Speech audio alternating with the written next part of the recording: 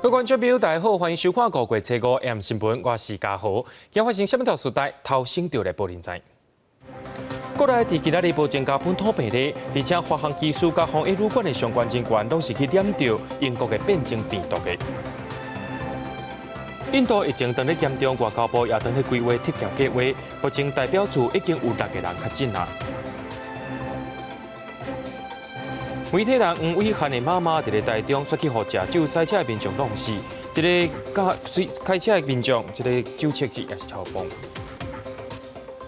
咱新闻一开始来关心国内疫情消息。国内伫今仔日增加7个对境外入来武汉肺炎确诊病例，而且咱今仔日是无增加本土病例的。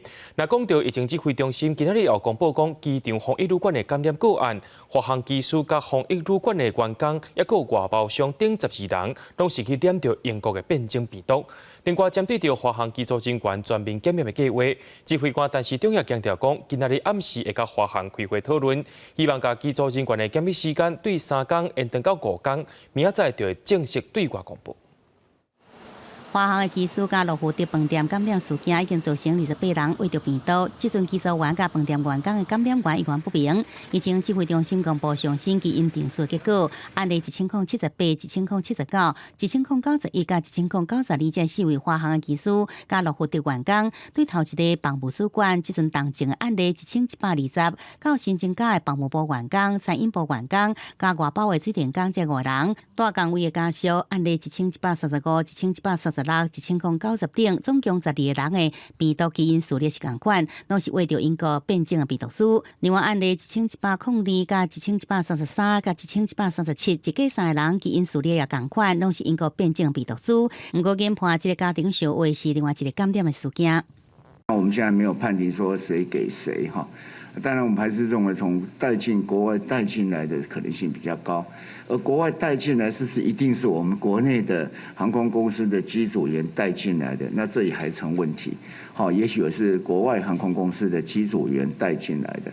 为着强化医事个案的通报，指挥中心宣布，对即日起，基层医所700家医事个案通报，转进到社区采检医所采检，而且确诊。每一个确诊的病例会使得到1万块的奖励金，或者采检而且确诊的医所会得到5000块，你或者通报确诊的医师是会使得到7万块。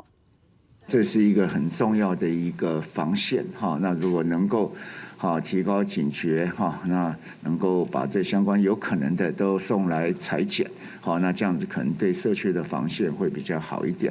另外，因应华航机组员为着病毒事件，陈时中表示，考虑整体状况也有待调查。第次检疫的天数应该对3天延长到5天。7月暗时会甲华航再来开会讨论，清零计划预计7、6中昼对外来公布。而确诊医师案例1153，在自主健康管理期间违规出外到餐厅去食饭，会由民航局调查了后开罚，相当于罚15万块。记者综合报道。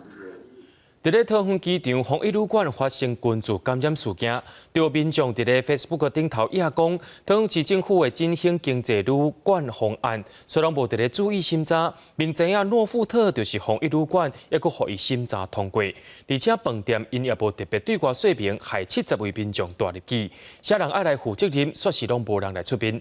指挥官陈时中今表示，诺富特饭店是去予民航局指定做外籍航空过境旅社，虽然饭店的状况是真特殊，不过防疫旅馆依然是地方卫生局伫咧管理。教室门口挂消毒的牌啊，学校遵照指示进行消毒。桃园诺富特饭店爆发群聚感染，风波团烧，新到一间国小的女学生，顶个月20甲亲人带入去诺富特，目前女学生提出隔离。那目前他并非属于高风险的确诊个案的一个接触者，相对来讲是比较低风险。发生群聚感染的诺富特饭店，一馆开放一般民众入住，二馆则是防疫旅馆，有民众也伫夜了公社破文，表示得到桃园市旅游补助，有70名团客4月23带入诺富特饭店，饭店也无通知，即马也传出市政府的公文，并无写明只有2馆是防疫旅馆。因为双方都就是按照这个申请的范围这边来查核啊，所以我们目前核定的范围呢是只有以2馆。桃市府澄清表示，甲诺富特的记录拢真清楚，公文只核准2馆作为机组人员防疫，将对华航机组员带入1馆已经涉及违规，也依上卫生局裁罚。1馆它是观光饭店好，这段时间他并没有申请防疫旅馆，好，所以可以继续营业，包括餐厅、宴客厅、会议厅以及有一般旅客的进驻。好，如果他当时申请作为防疫旅馆，他就不能营业了。诺福特饭店有2栋，分做1馆、2馆。1馆是5000级的观光饭店，接待一般旅客住宿，由汤圆市观光局辅导。2馆申请做红色旅馆，指挥中心指挥官陈时中讲，虽然诺福特饭店情况特殊，也不过红色旅馆由地方卫生局管理。同一个旅社那有启动哈，那也就是说能够另外一栋，这我们也是允许。那如果要用隔1层的，那也可以，但这一些都是要动线要能够分离才可以。在旅社检疫的人员本来就不能够出来嘛。唐市长陈文灿强调，这摆问题是机组人员的管理制度无同，会向中央提出2项建议，包括机组员的红色旅馆爱申请，而且袂当分散管理。记者综合报道。讲到机场防疫旅馆群聚感染事件，有真侪确诊病例拢四界拍走。指挥中心今日也讲，个案编号1145饭店外包厢的工人，伊本底是讲4月29暗时有去到泸州中下街分店，事实上伊是去到三重工商店。你们政府要问他，确定是他真的是在哪一家，那比较好，不然变成大家都是受害者啊，是不是？我是无去因迄间啦。这位确诊的外包厢水电工，伫咧29暗时9点半至10点40分这段期间，去到丰足凉水店的三重商工店。业者接到通报了后，也已经配合卫生单位进行消毒，也安排员工去做自费的采检。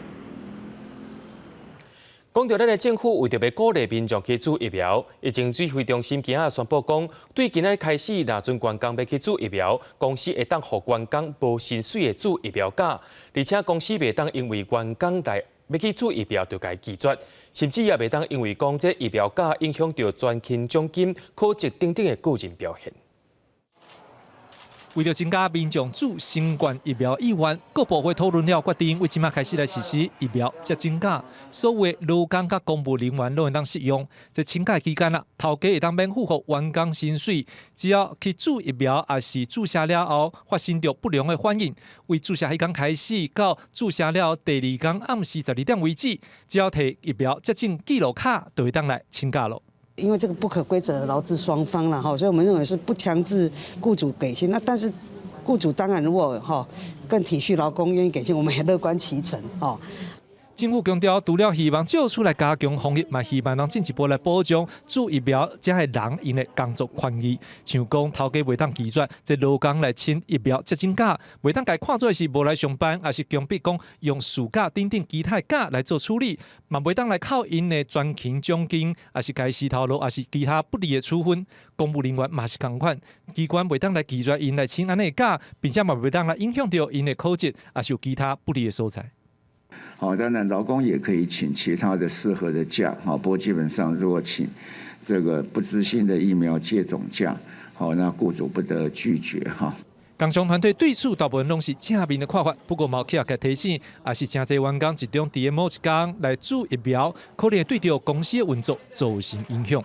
他的人力的比例啊，假使有1半以上啊都在这个时间点来选择的话，那对公司的整体的营运是有问题的哈。当然，这个以目前政府的状况，应该给这个企业界更多的空间，它跟这个资方跟劳方之间有一个协调的空间。企业界为着国家防疫，希望社会赶紧来恢复正常运作的角度，大部分拢愿意来支持这项政策，希望疫情会当赶紧过去。记者张志雄、曾志贤、罗淑敏、张良雄台北报道。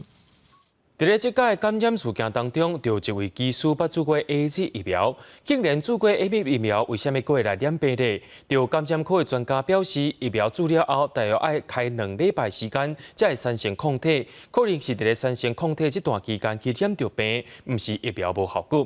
台湾疫苗推动协会也讲，注疫苗了后产生不良反应的几率是低过感染了后变做重症几率，注疫苗也是比较有利的。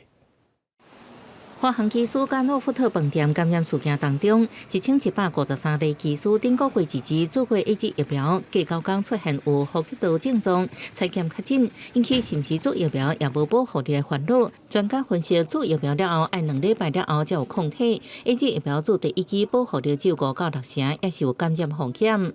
一针 AZ 疫苗的效果大概就是5成到6成，啊，所以他第一个他打的时间其实还不够长，第二个他只打完第1针，第2针还没打，哦，所以这2个原因可以解释他为什么被感染了。目前大家对新冠疫苗信心无够，台湾疫苗推动协会统计上常常看到的2大迷思，有 AZ 疫苗安全性，加认为台湾疫情控制真好，其实无需要做疫苗的迷思。感染科医师分析，新冠病毒未来未消失，每一个人拢有机会感染，做疫苗主要是降低重症风险。我们一生中至少有1次会得到新冠病毒。第一次得到的时候，你如果没有打疫苗，你就有可能10%几到20%的机会会重症，大到2%的机会会死亡。所有的疫苗都会有不良反应，但是它都是100万分之几的一个发生率。他们后来在美国做了一个3万多个人的研究，65岁上他们的人也上很多的人，所以效果出来达到80%。指挥中心统计5月测试全台公费疫苗，自3401支自费1914支，是公费疫苗自以来上济一天。应该是公费对象增加，加上疫情升悬，民众危机意识暗过目前只注6万多支，注射率依然无悬。指挥中心呼吁民众赶紧去做疫苗，提高自身的保护力。记者综合报道。讲到印度疫情是继续伫咧滚价，台湾驻印度代表处也已经有6个人确诊了，对即马开始伫咧处理办公到14。目前伫印度包含着外管驻外人员总共有244人，台上已经有20人染病了，今日来进行撤侨咧。外交部表示，当咧函予行社直接包机的事项。另外，咱台湾也有捐一寡加送索相关的医疗物资甲设备，希望协助印度来渡过难关。民间企业经由桃园市长郑文灿关出15台超低温移动式气体堵槽到3天缓解印度欠sản素的问题。The love and warmth that the entire spectrum of Taiwanese society has shown to India in the past few weeks will be cherished by the Indian people for long. 因为华航停飞印度会经由国际海运送到位，顶礼拜台湾头一批援助印度的医疗物资，包含150台制氧机加500支sản素塔已经送到位。印度疫情真严重，连续几天一天拢超过30万人确诊。咱国驻印度代表处即阵有6个人确诊，其中1个人重症，1个人轻症，4个人伫厝隔离。外交部决定即日起采取伫厝办公到14。我也知道各界非常关心在印度染疫的国人，包括政府驻外的人员，我们正在尽最大的努力，希望能够协助他们，包括让他们能够尽快返国接受治疗。根据外交部统计，即阵在印度包含外管驻外人员总共有244人，台上的部分有20人确诊，其中有15人已经康复，2个人伫厝隔离，2个人重症，1个人过身。对着印度疫情真严重，是毋是发动撤回侨民？外交部表示，即要想要坐飞行机返来台湾，拢在2月进行坐每礼拜2班的日航班机返来台湾。即阵也正伫甲旅行社伫谈论包机的代志。记者综合报道。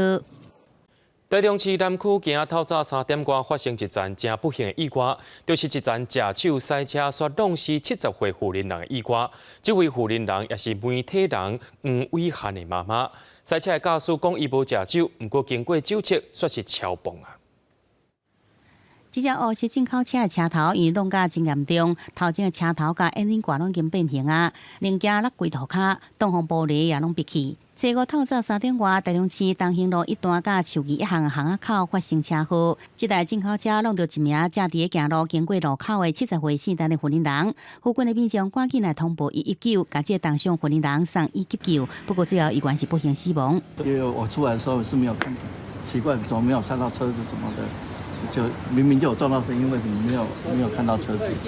经过调查，死者就是媒体人黄伟汉的老母。黄伟汉接到通知，也是赶到台中，对着老母24号啉烧酒开车人弄死。黄伟汉表示尊重警方的调查，并且呼吁莫过啉烧酒开车。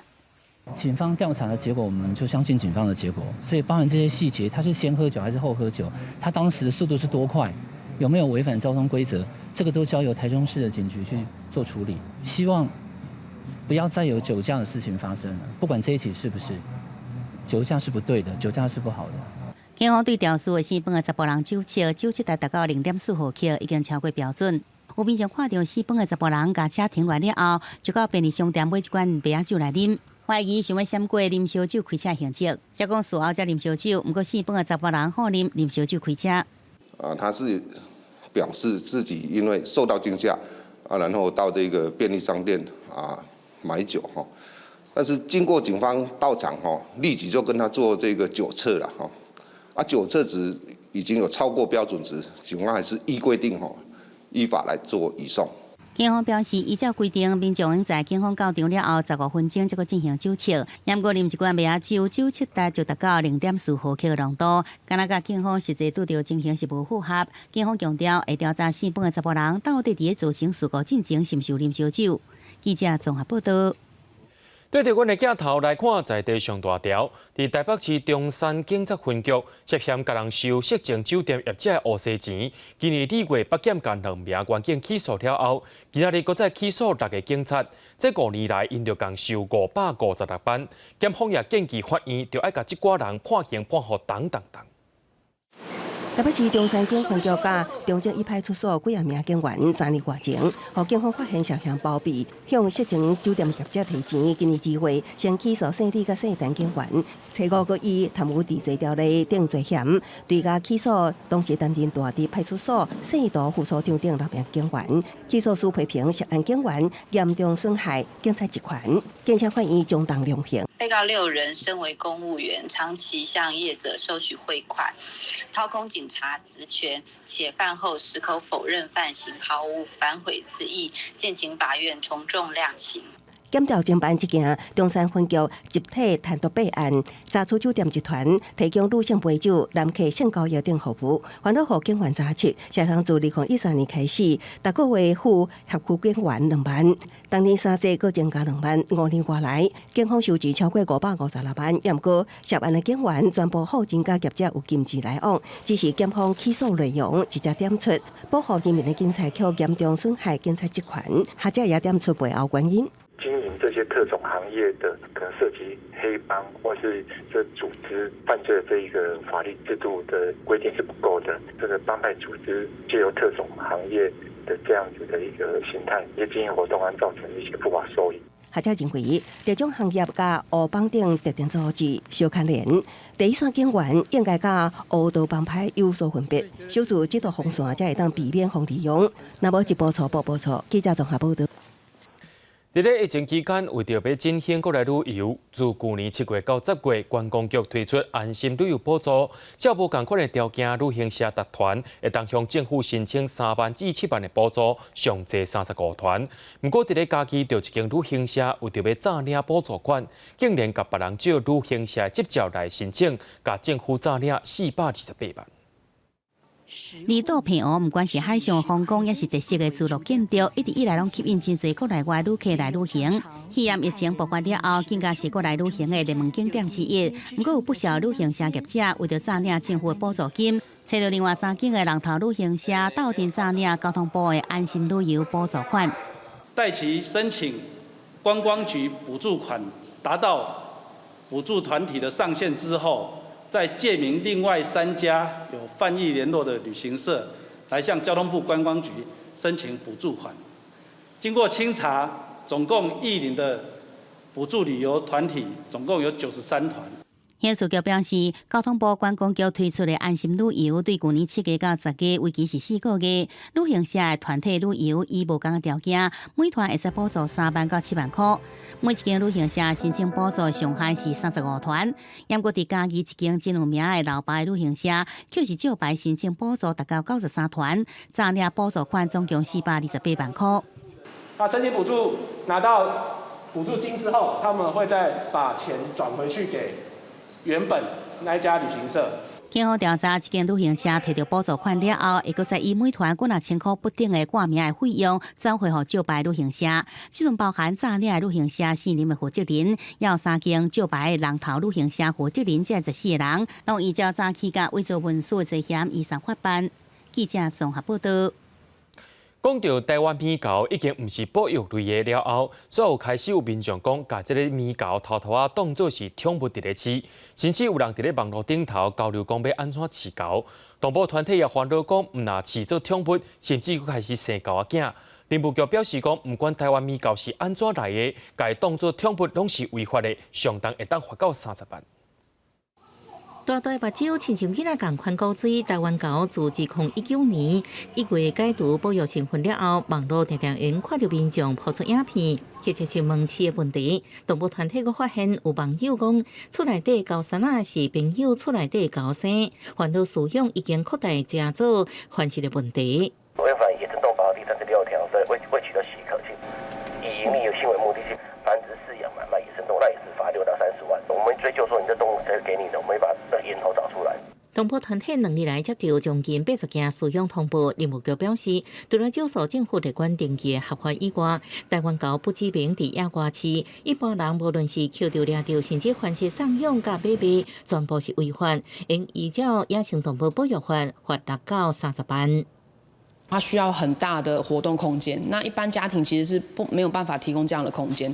再来就是圈养的个体，它很容易因为环境压力或窘迫，它的脾气会变得非常暴躁。等它有发情期了，它需要交配或需要同伴社交行为的时候，我们人类是没有办法去解决这个问题。动保团体提醒，台湾狗因为脾气歹、有攻击性等，互人放散，佮因为长期被人饲，无法度离开人类生活圈，造成人狗问题。另外，甲人有迄路等共通的传染病，所以饲养对人或者是对高山来讲，拢是好代志。记者综合报道。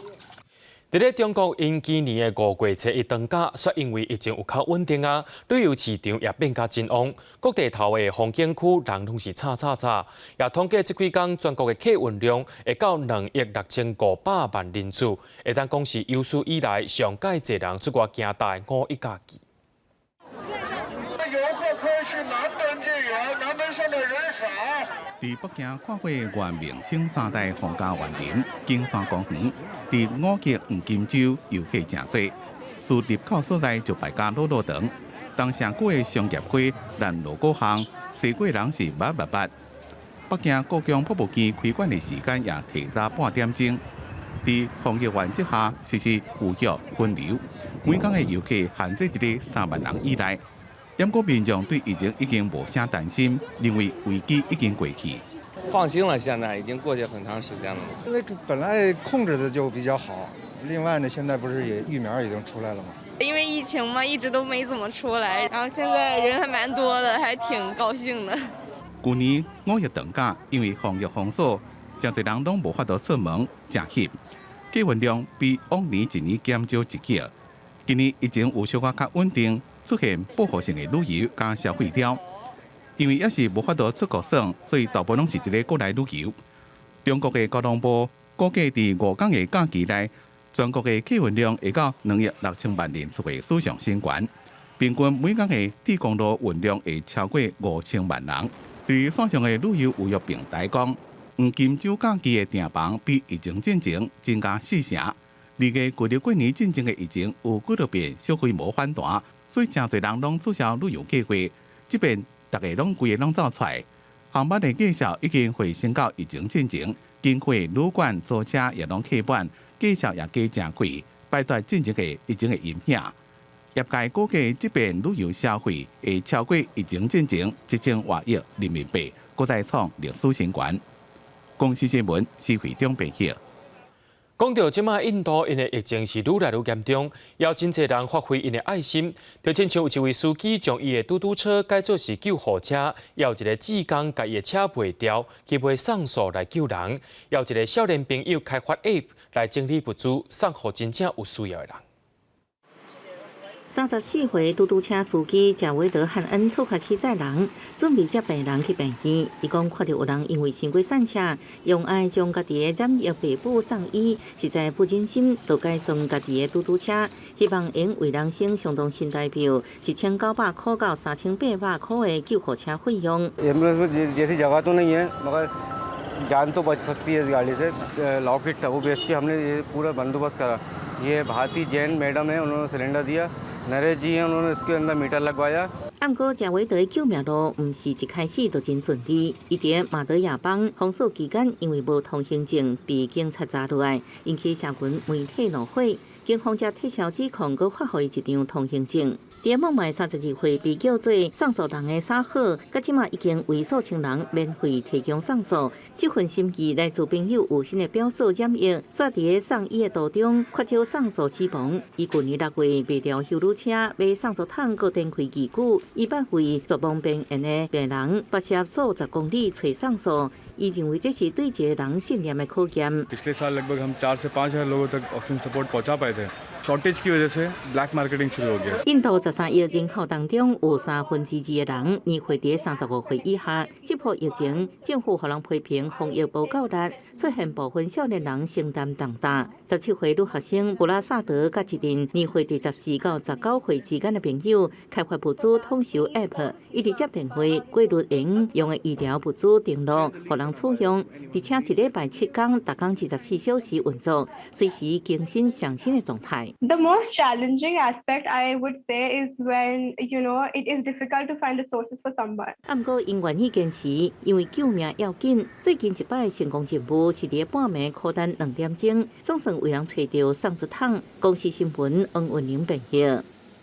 美国前总统 Trump 已经落任超过100天，就美国媒体报道讲，进前有真侪媒体甲网络社群拢封锁 Trump， 伫咧进前替 Trump 做选战的左右，即马也是替伊做一个新的网络平台，标题号做来自 Trump 的办公桌啊。Twitter permanently banning the commander-in-chief's personal account with 88 million followers. 新北大的第一支影片诉求，互社群网站封杀，需要有人站出来捍卫言论自由。事实上，新北大自3月下旬到假释完成，川普当时也开始破文。当时川普的新妇保证专往福斯新闻台主持节目的蕾拉，伫家己的面册抛出川普卸任了后头一摆的专访。We had a big victory, I guess, unprecedented victory. And as we did in many states, and we should have had in all states, but I guess that's still, in my opinion, being looked at by a lot of people. It was disgraceful what happened. That was a third world country voting system, and it's a shame.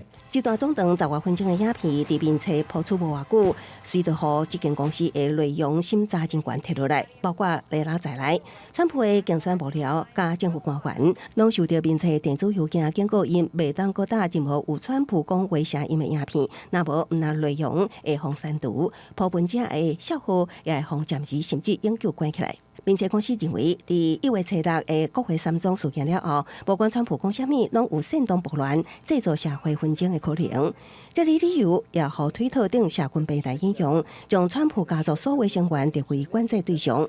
也毋过，为川普定赢的动作来看，川普本人已经无啥注重主流社群网站要安怎处理。另外，谷歌、YouTube 等网络平台要安怎运用，也可有待观察。公司新闻齐家真编译。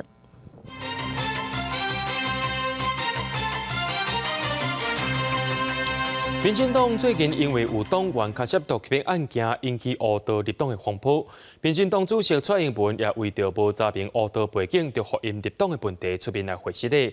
伊也表示讲，日后会严格调查每一位党员的背景，拜五也要调集全国主委会议检讨相关的制度。我们没有落实既有的排黑条款，让不适格的党员进入党的机制。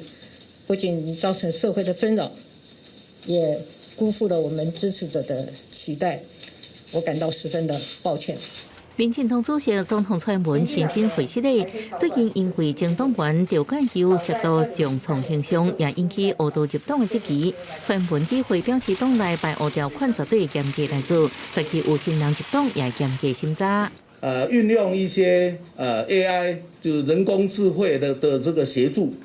我们应该可以建置这一个资讯系统，然后让这些查询的工作可以在有效、迅速的来完成。民进党秘书长林世桥表示，会建立资讯查询系统，查核每一位心入党的人是不是有涉案或者是恶毒背景。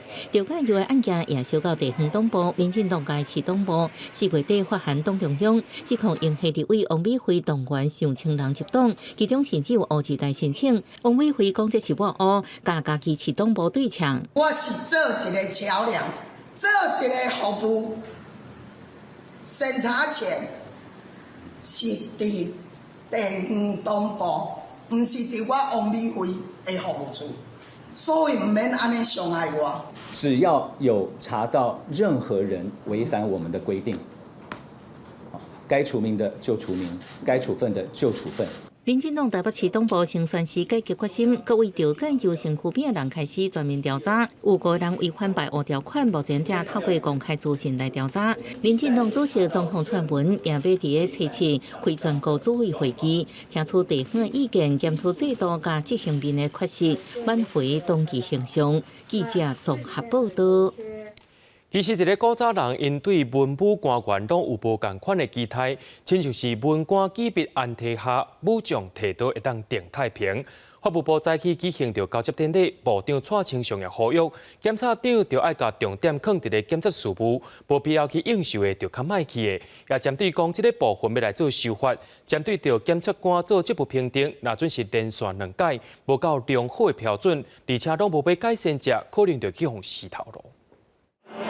照过应讯，新任检察长正式就任。法务部初5早起举行检察首长的交接典礼，法务部长蔡清祥也讲谈话，将严谨修法，检察官职务评定连续2摆无达到良好、无改善，而且情节严重者，就要态度打造检察组织的新文化。对于连续2次未达良好，又不加以改善，情节严重的，我们要加以汰除。我们会朝着修法的方向来努力。要求落实内部监督，因为进前真侪名检察官防指控行为有欠点，引起争议。个连续发生甲承理人王某种有不当接触，参调查局为思考案的6.5公斤阿非他命毒品等风波。蔡清祥呼吁检察长爱专心伫检察业务，唔通阁参加无必要应酬，避免互人讲话。专心在检察业务上面，不要再参加一个无谓的应酬。今天新任的检察长非常的年轻化，相信我们认为说这个年轻化的趋势也会有助于各地检察署业务的推动跟改革。另外，伫这波签调甲新任的名单有20名检察长甲2名司法行政主管异动甲就任。专luật会指出，整体有少年化的趋势，将会对各地检察署业务的改革有帮助。记者综合报道。人讲精的出嘴，戆的是出力。进前伫咧餐厅有嫌犯去夜上清食的加绝，警方昨也已经甲涉案的5个人全部掠到手。警方调查发现讲，其中4个查甫人拢有恶毒的背景，会去互叫来放加绝者事，应该是幕后的主嫌，甲一个餐厅的头家有1500万的债务纠纷。警方也当咧追查幕后的撞镜人。涉嫌伫初3暗时到旧城区餐厅也加罪嫌犯，被警方移送法办。因为案发的时阵，台北市警警拄直接食饭，双北市警察局长拢到场。餐厅煞被也加罪，引起社会高度重视。警方也拼命咧侦办。除了进前伫新北带回一个涉案的查某人，初4暗时收网，将其他涉案人掠到会。我们得知，他们即将在台北民生西路的一个地方聚集，他们在集合的时候，我们的专案小组同仁就一拥而上，然后出示拘票，将他们逮捕到案，依法带回我们分局侦办。警方调查涉嫌的4个查甫人有8联邦甲1联邦背景。专案疑似因为餐厅头家郭正南甲人有1500万债务纠纷，互人也加绝来讨债。暗过涉案人表示，犯案时阵唔知其警伫餐厅内底食饭。初步查证，还是犯前，他们有跟店家有一些债务纠纷，然后他们在犯案的时候不知道里面有办参会的对象，他们都不了解，所以他们事后也很后悔，然后讲一些说，哎，完蛋了，这下子糟了。警方目前先将5人以恐吓等罪扣办，搁继续追查幕后主嫌。因专案真紧破案，警政署长陈家钦表示感谢台北市的同事全力抓嫌犯到案，也强调扫恶未分中央甲地方，无论是挑战公权力或者是土制，任何暴力行为拢未被允准，一定会严办。记者综合报道。咱常常听人伫咧讲，生的笑一边，养的功劳较大天。讲到即马要爱劝大人生囝是真困难，请养囡仔是难上加难。今仔日就妇女团体召开记者会，讲即马顾囝留一停薪的津贴，会当领到的钱伤过少，而且申请制度无法度应付临时状况。回复政府就要赶紧来改革，莫互请养囡仔变做一件是需要牺牲的代志。母亲节进前，妇女权益甲相关团体召开记者会指出，即马请育婴假的留职停薪津贴制度真需要改革。目前的津贴是以劳保投保薪资的6成落去算，不过工会团体指出，投保的上限敢若45800，而且有真侪公司会抵保薪资，实际领到的数字敢若是咧处罚请育婴假的人。因希望标准就要提悬，会当领实际薪资的9成。会造成你实质上在育婴期间获得的薪资恐怕不到原来的4成。那这是什么意思？就是你必须要在家庭经济跟养育小孩中间做一选择。这样的情况底下，家长的理性选择当然就是薪水低的人去请，薪水低的在台湾的现行的状况就是女性。妇权团体指出，男女之间的薪资有落差，本来就是一个问题。不过现行的政策是把这个问题搁再扩大，除了津贴的问题，要申请津贴的制度嘛是一个问题。以目前的育婴留职停薪津贴它有几个大问题，就是第一个大问题是它一次请的时候必须要是6个月，这个挑战是我要衡量我离开6个月之后再回职场，我会不会在职务上的被评价为比较不好。开记者会的团体呼吁，会使改以一工作单位来申请育婴留职停薪的津贴。安尼家长嘛较有法度应付亲像过去因为当病毒、临时停课等等的突发状况。调整津贴需要的钱，建议由国家来负担，会使考虑用就业安定基金来支付，解决财源的问题。记者郭碧君、谢桂林台北报道。根据着亲子杂志上新的调查发现，讲9岁至15岁囡仔内面，若阵规日拢伫咧网络顶头传讯息，因为情绪自我恢复率会比较较低，嘛较无自信。若阵有爸母甲家庭的支持陪伴，对囡仔建立自信甲排解情绪有直接正面的影响。少年囡仔浸伫咧网络社群网站，要对着上时行的话题，也要找甲同学之间的认同感。毋过伫咧真实的社会，准若遇到困难、失志的时阵，敢有法度伫咧网络找到寄托咧？平常时啊，若心情无好的时阵啊，你拢安怎排解？我会耍手机啊，跳舞吧。啊，敢会甲爸爸妈妈参详代志？不太会，他们是暴怒型的，比较有共鸣跟同学。根据亲子天下甲金车文教基金会统计，今年3月针对全台湾9岁到15岁的少年家做调查，回收17300多份的问卷，发现小学啊高年级以后的囡仔讲心事的对象，袂阁再先找父母，会找同学甲朋友，而且年岁愈大，就愈靠朋友甲同学。另外，逐工用2点钟伫咧网络开讲传信息的囡仔，因的情绪自我恢复的比率比较较低，较无自信。那家长对囡仔的态度，也会直接影响囡仔对家己的评价。你是一个就是认为孩子很不错的这个父母亲，其实这些小孩他们自我评价也比较高，父母亲跟他的感情比较好，比朋友好的这个情况之下，这些孩子他在一些遇到挫折的这个复原力、忍耐力都会显得比较高。这囡仔因为情绪的困扰破病，甚至自杀，特别伫咧疫情的时代，全世界的囡仔也面对爱远距离上课，情绪难免会较歹。好的人际连接、支持系统甲陪伴，对囡仔消透情绪向正面的方向来发展，非常要紧。记者民警曾派文台北报道。有一寡坐公车使用优待票的新长者，也是老大人，因上公车路卡的时阵，都会发出真特别的声音。有人感觉讲这款声音无袂输，亲像伫咧提醒大家，因和一般人无共款，无受到尊重。交通部已经伫咧4月中要求地方政府，就爱请公车业者来解释。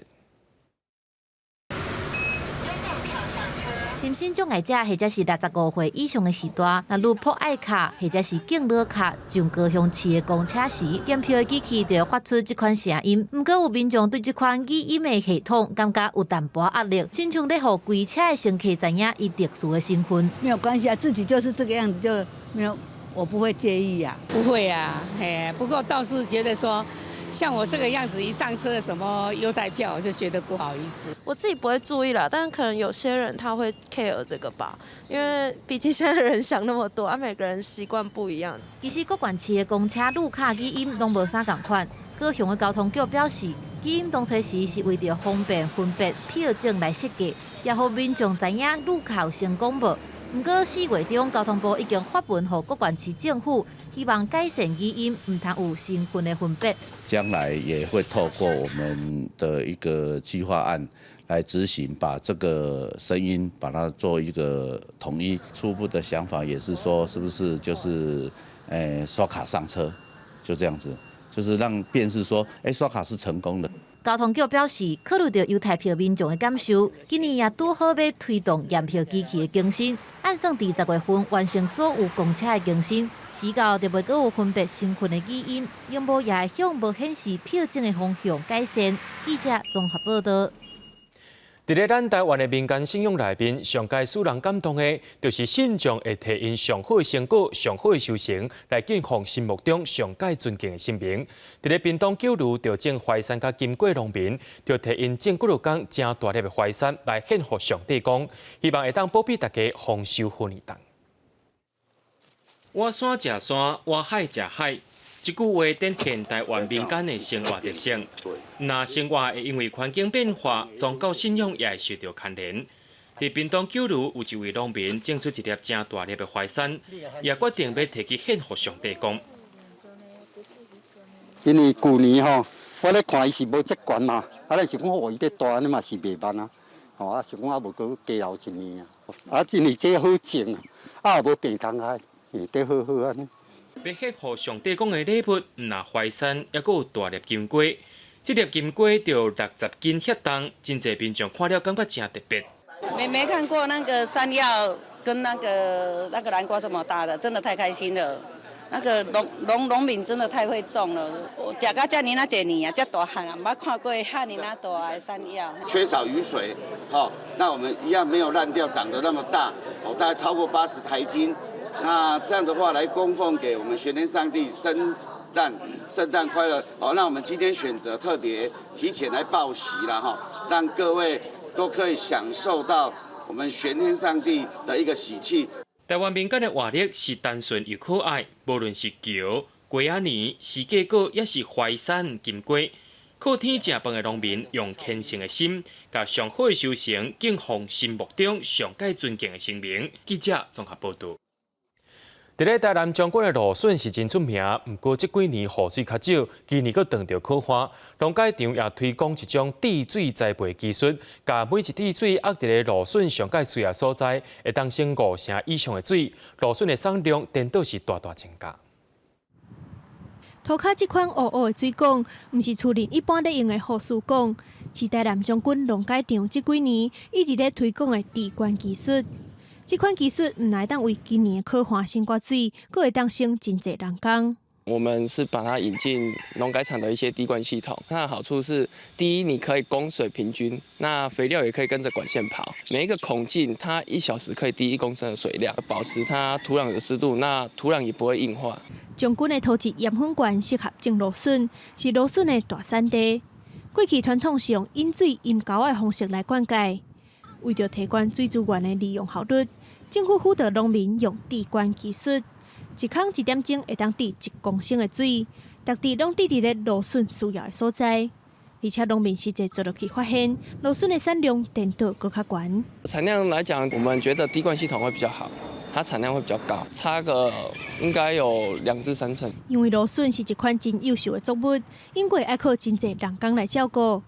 这套滴灌栽培系统，毋但省5成以上的水，佮改善传统的灌溉方式，会造成杂草发甲规世界进行，而且嘛佮较方便采收，提升芦笋的产量甲品质。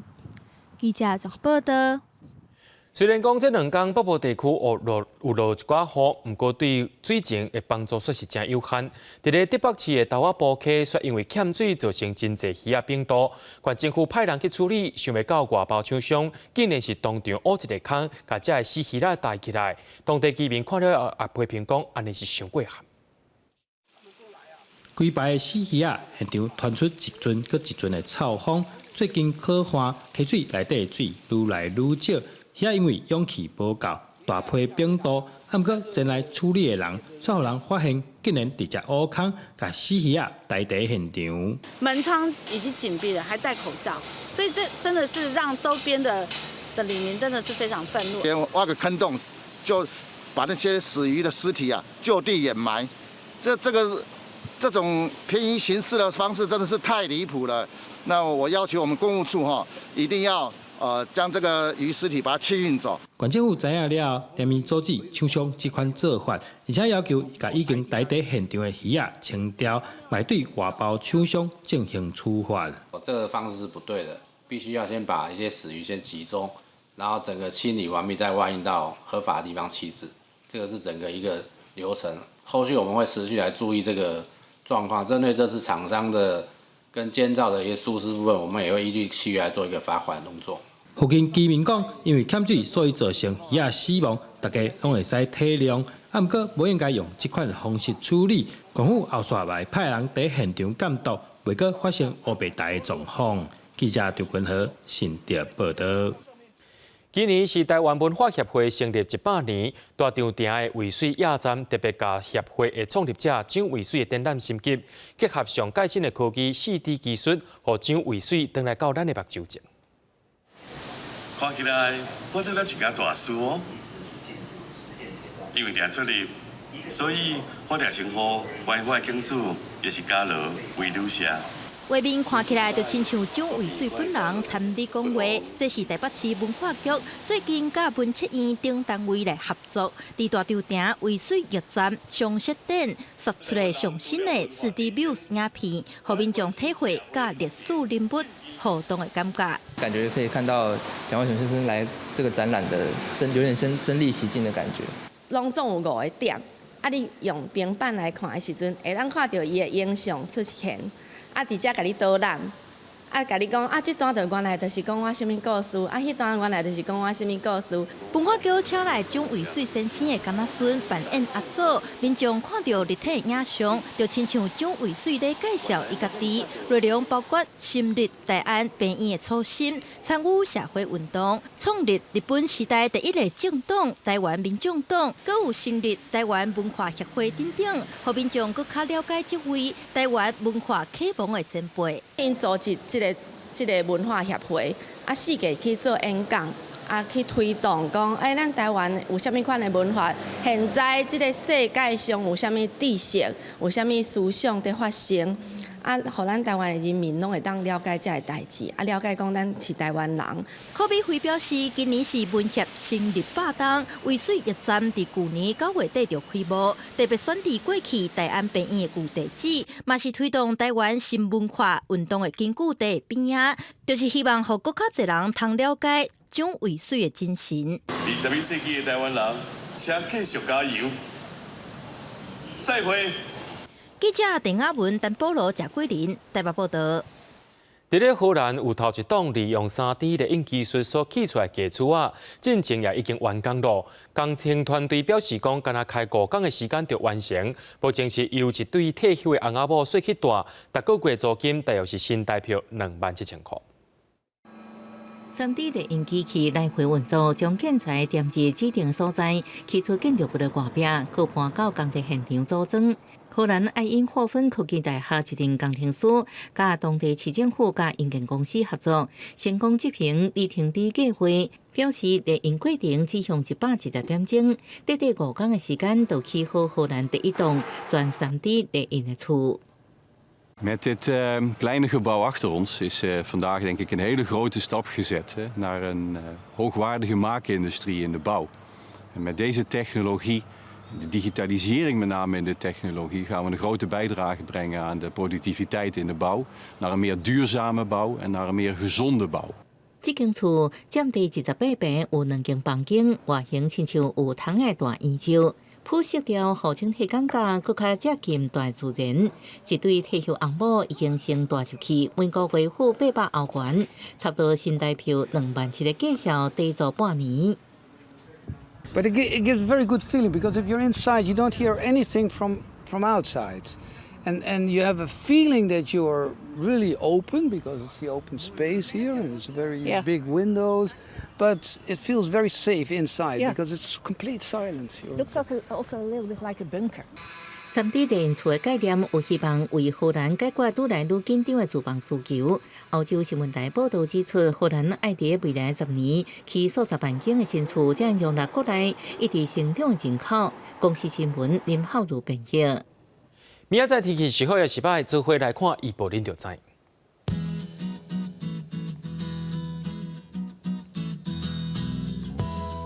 北部地区对20度到29度。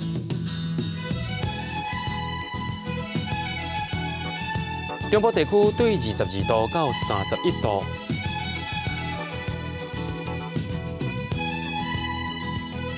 南部地区对24度到34度，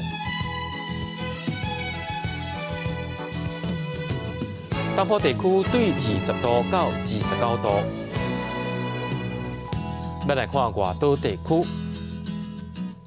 对18度到26度。 还有未来3天气象。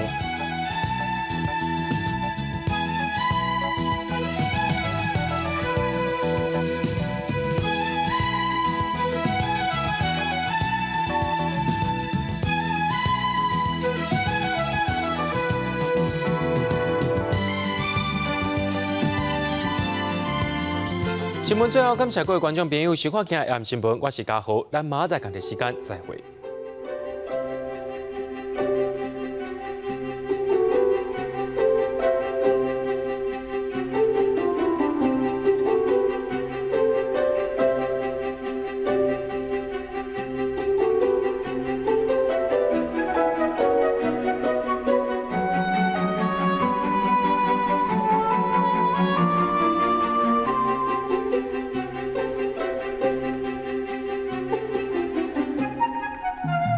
Thank you.